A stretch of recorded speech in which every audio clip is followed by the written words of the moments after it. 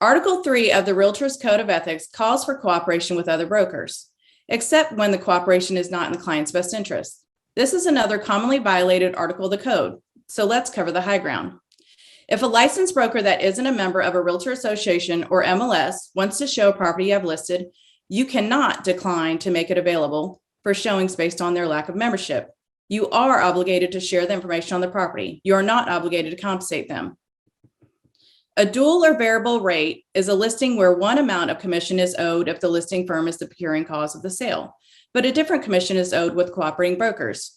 If you have this type of listing, Standard of Practice 3-4 requires you to disclose this arrangement, and if asked, the difference in the commission for dual versus co-broke situations.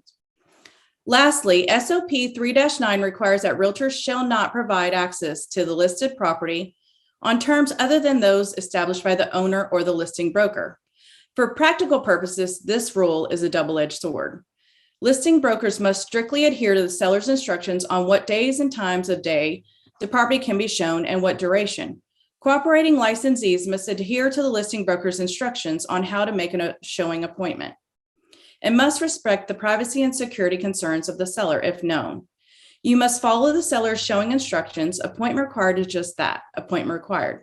Go and show may not require an appointment, but the seller and their realtor should still have a record of your visit to the property.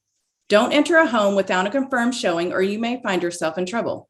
Do not share access information with consumers or clients. The term realtor has come to connote competency, fairness, and high integrity resulting from adherence to a lofty ideal of moral conduct in business relations, and we realize that cooperation with other real estate professionals promotes the best interests of those who utilize our service. We know that the Code of Ethics has long prohibited discrimination against members of the public and in their employment practices, and that same anti-discrimination language also applies to brokers in cooperation. Standard of Practice 3-11 states that the brokers may not refuse to cooperate based on another broker's membership in a protected class.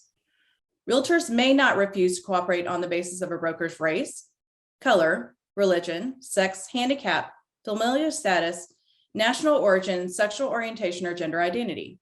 We realize that cooperation with other real estate professional promotes the best interest of those who utilize our service.